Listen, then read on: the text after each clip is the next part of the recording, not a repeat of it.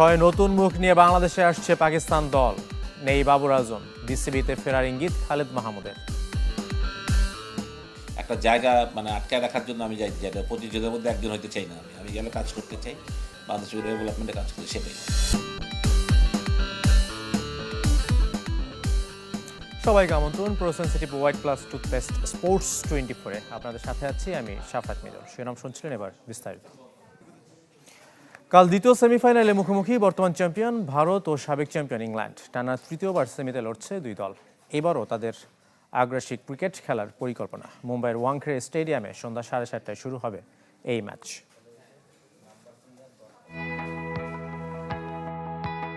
টি-20 বিশ্বকাপের সেমিফাইনালে মুখোমুখি হওয়া অভ্যাসে পরিণত হচ্ছে ভারত ইংল্যান্ডের। লড়বে টানা তৃতীয়বার। আগের দু দেখায় একবার করে জয়, কেউ কারো চেয়ে পিছিয়ে নয়। এবার কোনো দলই অপ্রতিরোধ্য নয়, লড়াই করে উঠতে হয়েছে শেষ চারে। ঘরের মাঠে খেলা হলেও গ্রুপ পর্ব পেরিয়ে মুদ্রার উল্টো পিঠ দেখেছিল ভারত। সুপার 8-এর প্রথম ম্যাচে হারে দক্ষিণ আফ্রিকার কাছে, শেষ ম্যাচে ওয়েস্ট ইন্ডিজের বিপক্ষে হারতেও স্যামসন ম্যাজিকে সেমিতে উঠে।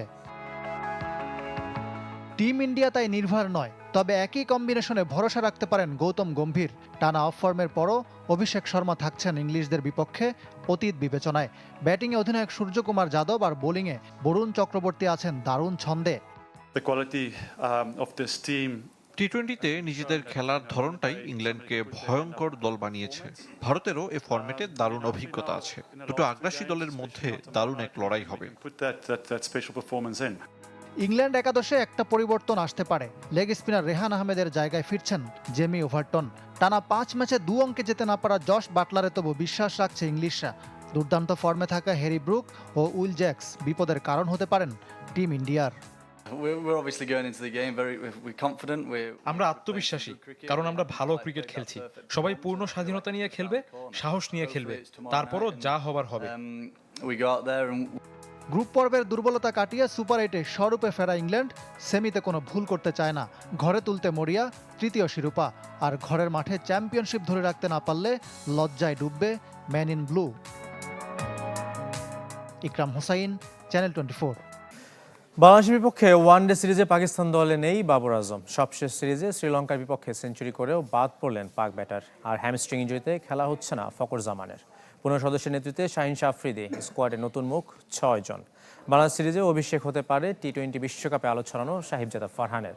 সাদ মাসুদ, সামিল হোসেন, মাদ সাদাকাত, মোহাম্মদ গাজী, আব্দুল সামাদরাও ডাক পেয়েছেন প্রথমবার। 3 ম্যাচের সিরিজ খেলতে একদিন এগিয়ে 8 মার্চ ঢাকায় আসবে পাকিস্তান দল। 11, 13 ও 15 মার্চ মিরপুরে দিবারাত্রির 3 ম্যাচ।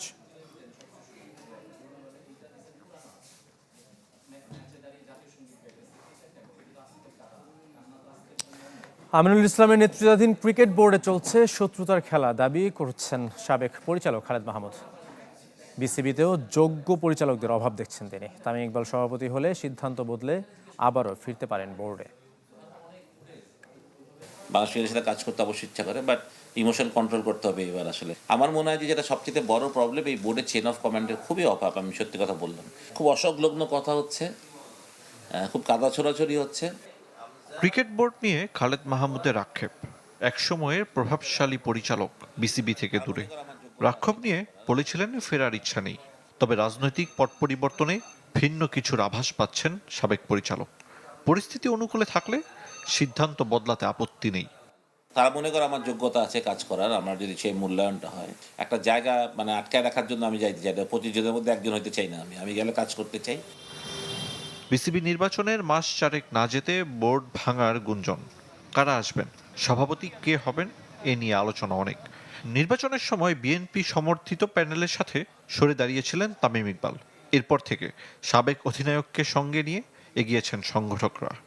তামিমও very exciting. আমার ওর সাথে বেশ কিছুদিন কথা হয়েছে বেশ কিছু ব্যাপারে। বাংলাদেশের ক্রিকেট স্ট্রাকচার ডেভেলপমেন্টে ওর যথেষ্ট ভালো চিন্তা কিছু আছে, বেশ কিছু ও প্ল্যান করেছে, ডিজাইন করে রেখেছে হয়তো নিজে মনে মনে। তো যেমন যেহেতু ও খেলেছে, he knows the game, and ও জানে যে কী ফ্যাসিলিটিস ও ক্রিকেট প্লেয়ার খেলা অবস্থায় পায়নি বা পেয়েছে। ফারুক আহমেদের পর আমিনুল ইসলাম সভাপতি পদে ভালোর চেয়ে তিক্ত অভিজ্ঞতা তাদের। বোর্ডে যোগ্য পরিচালকদের অভাব দেখছেন খালেদ মাহমুদ। তার দাবি বিসিবিতে চলছে শত্রু খেলা। একটা রাইভেলারি চলছে আসলে যেটা সবচেয়ে বড় আমাদের ক্রিকেটের জন্য একটা ভালো দিক না। আসলে অনেক সংগঠনই না তারা ক্রিকেটের সাথে কোনো সময় ছিল না, তারাও বোর্ডের ডিরেক্টর হয়েছে। দৃশ্যমান উন্নতি খুব একটা চোখে পড়েনি খালেদ মাহমুদের, তাই অযোগ্য পরিচালকদের ক্রিকেট থেকে দূরে থাকার পরামর্শ দিয়েছেন। বন্যরা বনেই ভালো, ঠিক না? সে আরিফুল ইসলাম, চ্যানেল 24, ঢাকা। এবার নারী এশিয়ান কাপের খবর। চীনের বিপক্ষে ম্যাচের পরদিন রিকভারি আর সিডনি ঘুরে কেটেছে বাংলাদেশ নারী দলের। ঐতিহাসিক অপেরা হাউস ও রয়্যাল বোটানিক গার্ডেন ঘুরেছেন আফিদা, ঋতুপর্ণারা। উত্তর কোরিয়ার ম্যাচের আগে কাল শেষ প্রস্তুতি, যে ম্যাচ আরও কঠিন হবে বলে সতর্ক করেছেন নারোইং চেয়ারম্যান মাহফুজা আক্তার কিরণ। ফ্রেন্ডদেরকে নিয়ে খেলা দেখছিলাম আমার নিজের অফিসে বসে, ঠিক আছে। আমি জাস্ট ঋতুর যখন মারছে আমি চেয়ার থেকে লাফ দিয়ে দাঁড়িয়ে গেছি গোল বলে। চীনের বিপক্ষে অল্পের জন্য গোল না হওয়া ঋতুপর্ণার সেই শট আক্ষেপে পুড়িয়েছে দেশের সবাইকে, বাদ যাননি বাফুফের নারী উইং চেয়ারম্যানও। হারলেও 9 বারের চ্যাম্পিয়ন চীনের সাথে মেয়েদের পারফরমেন্সে মুগ্ধ মাহফুজা আক্তার কিরণ। নজর কেড়েছেন অভিষিক্ত গোলরক্ষক মিলি। যদিও কিরণের মতে টিম বাংলাদেশের সত্যিকারের পরীক্ষা নেবে উত্তর কোরিয়া। চায়নার সাথে যতটা ম্যাচ ইজি হয়েছে নর্থ কোরিয়া ঠিক তার উল্টাটাই হবে, তার চেয়ে অনেক বেশি কঠিন ম্যাচ হবে নর্থ কোরিয়ার সাথে। ও ফার্স্ট এরকম একটা প্ল্যাটফর্মে খেলছে, তো সেই দিক কনসিডার করলে মিলি তো আন্ডার-20 আমাদের গোলকিপার, দারুণ খেলছে, তো বলার মতো না, এক্সিলেন্ট। অনিয়মিত লিগ, অপ্রতুল মাঠ, আর্থিক সংকট, সুযোগ সুবিধার অভাব, নানা সীমাবদ্ধতা সত্ত্বেও দিন দিন নিজেদের প্রমাণ করে চলেছেন নারী ফুটবলাররা। নতুন ক্রীড়া প্রতিমন্ত্রী একজন সাবেক ফুটবলার হওয়ায় এবার সরকারের কাছে প্রত্যাশাও বেশি বাফুফের। স্পোর্টসের মন্ত্রী হচ্ছেন ফুটবলেরই লোক, তো আমিনুল ভাইয়ের কাছে আমাদের প্রত্যাশা থাকবে তিনি এগুলো নজরে আনবেন, কারণ সেও ফুটবলার ছিল, সে এই ডিফিকাল্টিসগুলো দেখেছে, তো আমার বিশ্বাস সে নজরে আনবেন এবং অবশ্যই খেয়াল করবেন। ধকল কাটাতে বুধবার রাখা হয়নি মেয়েদের জিম সেশন। চীন ম্যাচে 45 মিনিটের কম খেলা ফুটবলারদের নিয়ে হয়েছে হালকা অনুশীলন।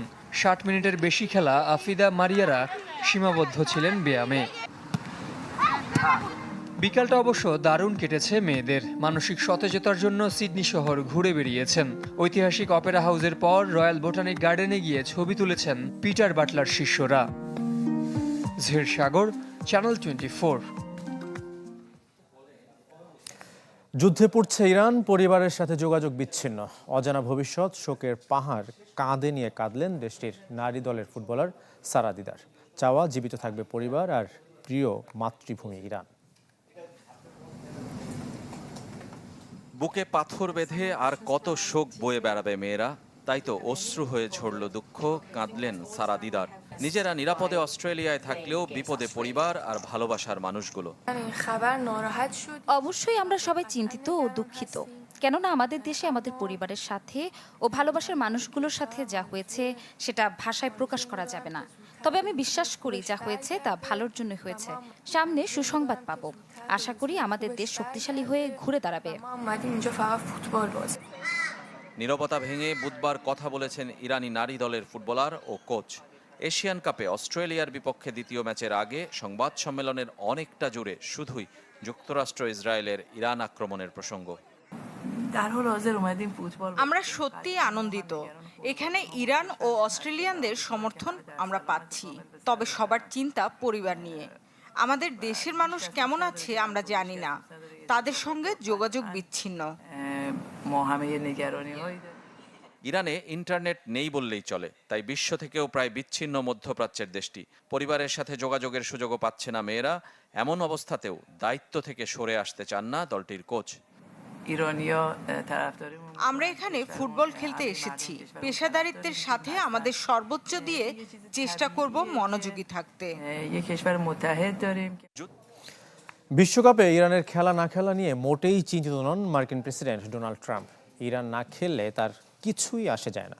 আর হোয়াইট হাউসের বিশ্বকাপ টাস্ক ফোর্সের পরিচালকও মনে করেন আয়াতুল্লাহ খামেনির মৃত্যু বিশ্বকাপকে নিরাপদ করবে। মরছে মানুষ, মানুষই মারছে মানুষকে। ইরানের সঙ্গে ইসরায়েল যুক্তরাষ্ট্রের যুদ্ধ থামছেই না। দুদেশের বিরোধ অনেক পুরনো, সেটা জেনেও মার্কিন মুল্লুকে ইরানের বিশ্বকাপের 3 গ্রুপ ম্যাচ দিয়েছে ফিফা। যেটুকু অনিশ্চয়তা ছিল এতদিন, যুদ্ধ শুরুর পর তা এখন শঙ্কায়। তবে তাতে কিছুই আসে যায় না যুক্তরাষ্ট্রের প্রেসিডেন্ট ডোনাল্ড ট্রাম্পের। বরং ইরানকে পরাজিত শক্তি হিসেবে আখ্যা দিয়েছেন তিনি। আমি সত্যিই তাদের নিয়ে ভাবছি না। ইরান খেললো কি খেললো না তাতে আমার কিছু যায় আসে না। আমি মনে করি যুদ্ধে তারা বাজেভাবে পরাজিত হয়েছে। দেশটি এখন ধোঁয়ায় উঠছে। ট্রাম্পের মতাদর্শকেই ধারণ করছে হোয়াইট হাউস। বিশ্বকাপের টাস্ক ফোর্সের পরিচালক মনে করেন ইরান যুদ্ধ আর আয়াতুল্লাহ খামেনির মৃত্যু নিরাপদ করবে বিশ্বকাপকে। আমি মনে করি সন্ত্রাসবাদের পৃষ্ঠপোষক আয়াতুল্লাহকে নির্মূল করে ট্রাম্প অস্থিতিশীল পরিস্থিতি দূর করেছেন, আর যা কিনা আমেরিকায় বিশ্বকাপ ফুটবল দেখতে আসা লাখ লাখ মানুষ ও যুক্তরাষ্ট্রের নাগরিকদের নিরাপত্তা নিশ্চিত করতে সাহায্য করবে। তবে ফিফা বা ইরান ফুটবল ফেডারেশন ট্রাম্পের মন্তব্যের কোনো প্রতিক্রিয়া জানায়নি। যুদ্ধ শুরুর পরদিনই বিশ্বকাপ বর্জনের ইঙ্গিত দিয়েছিলেন ইরান ফুটবল ফেডারেশন সভাপতি মেহেদি তাজ, যার প্রমাণ মেলে এ সপ্তাহে আটলান্টায় অনুষ্ঠিত বিশ্বকাপ ওয়ার্কশপে ইরানের অংশ না নেয়। 3 দিনের ওয়ার্কশপে মেডিকেল ফ্যাসিলিটিস, কমার্শিয়াল ও ম্যাচ আয়োজনের চিত্র তুলে ধরেন ফিফা কর্মকর্তারা। শফিউদ্দিন শাওন, চ্যানেল 24।